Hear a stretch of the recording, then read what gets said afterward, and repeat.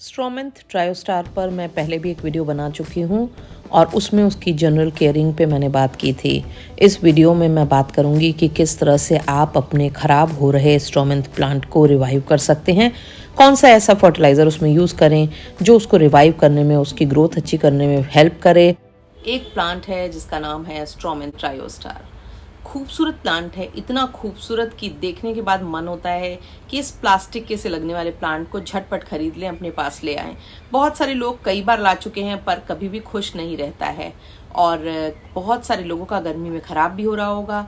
तो आज मैं आपको एक तरीका बताती हूँ जिससे आप अपने खराब हो रहे प्लांट को तुरंत ही रिवाइव कर सकते हैं और बारिश का मौसम इनके लिए मैक्सिमम ग्रोथ का होता है। इस समय कुछ चीज़ें आप करें, आपका खराब हुआ प्लांट तुरंत रिवाइव हो जाएगा। इन प्लांट्स की एक खासियत होती है कि ये कभी भी मरते नहीं हैं, यानी कि इनकी रूट में रीग्रोथ होती है।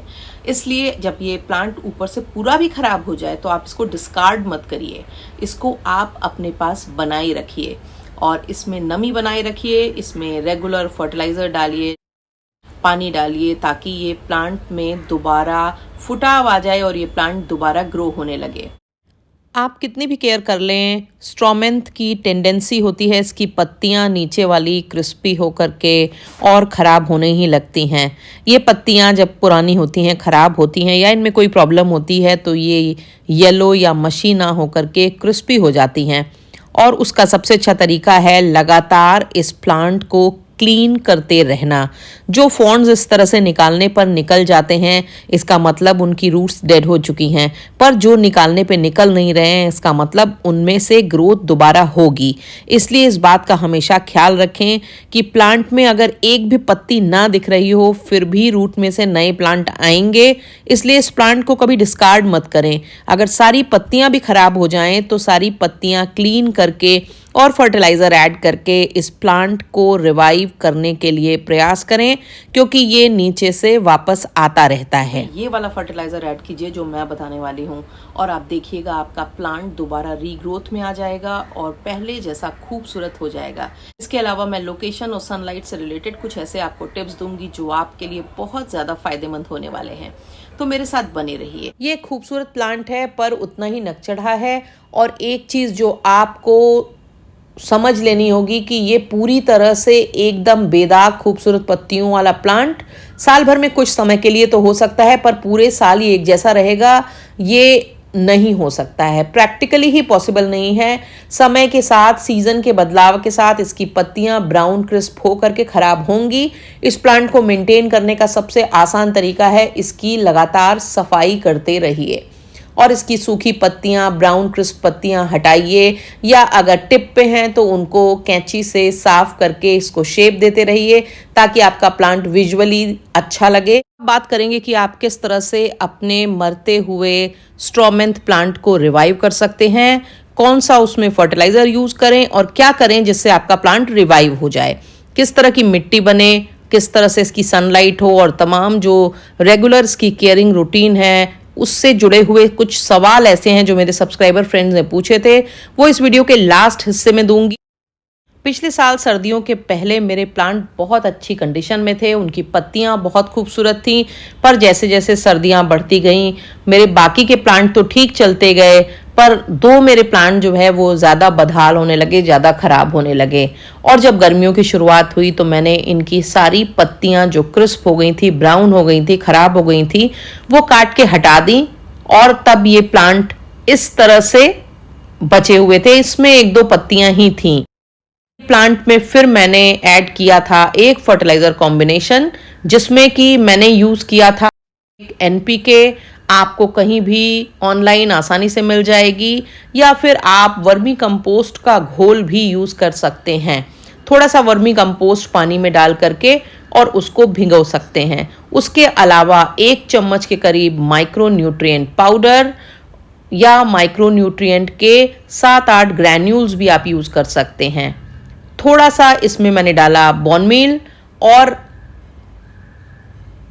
इस घोल को मैंने कुछ दिनों के लिए रख दिया था, 4-5 दिनों के लिए इस तरह से घोल करके। अब इस पूरे घोल को फर्दर डाइल्यूट करना चाहिए, क्योंकि मैंने तो इसको 10-12 गमलों के लिए बनाया था। आप एक गमले में डालने के लिए 1 लीटर की बोतल में आप इसका 1 कप डालिए और रेस्ट ऑफ द पोर्शन में पानी डालिए और फिर उसका छिड़काव आप कर सकते हैं। लंबे समय तक ये खराब नहीं होता है, इसलिए हर 10-15 दिन पे उस बोतल से इसमें छिड़काव कर सकते हैं। इस फर्टिलाइजर को आप अपने ज्यादातर फोलिएज प्लांट में यूज कर सकते हैं नई ग्रोथ और न्यूट्रिएंट्स के लिए। और आप देख सकते हैं कि किस तरह से धीरे धीरे इस पॉट में फॉन्ड्स निकलने लगी और आज जाकर के ये प्लांट कुछ इस तरह का दिखाई दे रहा है। पत्तियों में वेरिगेशन भी अच्छा है। पत्तियों में अच्छा वेरिगेशन होने के लिए ही मैंने नाइट्रोजन फर्टिलाइजर की जो मात्रा थी वो थोड़ी सी कम और डाइल्यूटेड रखी थी, क्योंकि ज्यादा हो जाने से पत्तियों में हरा रंग प्रोमिनेंट हो जाता है। दूसरी चीज ये भी ध्यान रखना होगा कि प्लांट को रखने के लिए एक मीडियम सनलाइट एरिया चूज करना होगा। नॉर्मली जब आपको ये प्लांट्स बेचे जाते हैं तो बता के बेचे जाते हैं कि ये इंडोर प्लांट्स हैं और आप इनको इंडोर में रख सकते हैं, और नतीजा ये होता है कि आप इनको लो लाइट एरिया में रख देते हैं जहां पर ये प्लांट नहीं चलते हैं, क्योंकि एक तो इन प्लांट को पानी ज्यादा चाहिए और फिर कम सनलाइट में पानी सूखता भी नहीं है, और ये प्लांट नतीजा तरह तरह के इन्फेस्टेशन से और रूट रॉट से खराब होने लगते हैं। इसलिए इनको माइल्ड सनलाइट एरिया में रखें जहां 3-4 घंटे की 5 घंटे की धूप इनको मिले, जो इनके कलर को मेंटेन रखे और साथ ही साथ इनको हेल्दी बनाए रखे।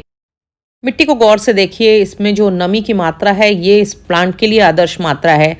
तमाम प्रेयर प्लांट की वैरायटीज के मुकाबले इस प्लांट को थोड़ी ज्यादा गीली मिट्टी की जरूरत होती है, अदरवाइज इसकी पत्तियां पीछे की तरफ मुड़ने लगती हैं और या फिर खराब होने लगती हैं।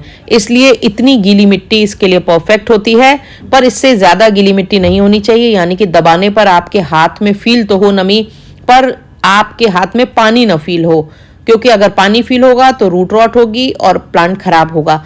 पर मिट्टी हर समय इतनी नम रहेगी तो ये प्लांट बहुत अच्छे से ग्रो होगा और उसकी पत्तियां रोल नहीं होंगी। को लिक्विड फर्टिलाइजर देने से ज़्यादा बेहतर रहता है, क्योंकि ये तुरंत इस प्लांट को पहुंचता है और उससे नुकसान होने की भी चांसेस कम होते हैं। पर लिक्विड फर्टिलाइजर जब भी दें तो डाइल्यूट करके ही दें, और अगर आप कभी सीवीड फर्टिलाइजर डालना चाह रहे हैं तो उसकी क्वांटिटी बहुत कम या उसको बहुत ज़्यादा डाइल्यूट करके दें। इस प्लांट को 15 दिन में एक बार फर्टिलाइजर दें, पर ये सर्दियों में इस गैप को बढ़ा दें, यानी कि सर्दियों में पूरी सर्दी 1-2 बार भी आप देंगे तो चलेगा, क्योंकि तब फर्टिलाइजर से इसको नुकसान ज़्यादा होगा, फ़ायदा कम। पर बारिश के दिनों में हर 10वें दिन आप इसको फर्टिलाइजर दे सकते हैं, क्योंकि ये टाइम इसकी मैक्सिमम ग्रोथ का होता है और इस समय ये सबसे अच्छे से ग्रो होता है। प्लांट को आप जमीन के ऊपर रखें, यानी कि स्टैंड्स के ऊपर या ऊंचे जगहों पे ना रख के नीचे के एरिया में रखें, वहां पर ये प्लांट अच्छे से ग्रो होता है। आप किसी बड़े पॉट में इसके पॉट्स को रख सकते हैं, या फिर आप इसको फर्श के ऊपर रख सकते हैं या क्यारियों में रख सकते हैं, वहां पर ये प्लांट ज्यादा अच्छे से चलता है। अगर अभी तक आपने मेरे चैनल को सब्सक्राइब नहीं किया है तो मेरी गुजारिश है कि चैनल को सब्सक्राइब करिएगा, बेल आइकन जरूर पुश कर दीजिएगा, ताकि गार्डनिंग से रिलेटेड जो भी मैं अपडेट्स करती हूँ वो आप तक झटपट पहुंचे। वीडियो पसंद आने पर उनके लिंक को शेयर करना और उनमें कॉमेंट करना बिल्कुल भी मत भूला करें, क्योंकि इससे हमारे वीडियोज की रीच बढ़ती है, वो ज्यादा लोगों तक पहुँचती हैं। Thank you very much.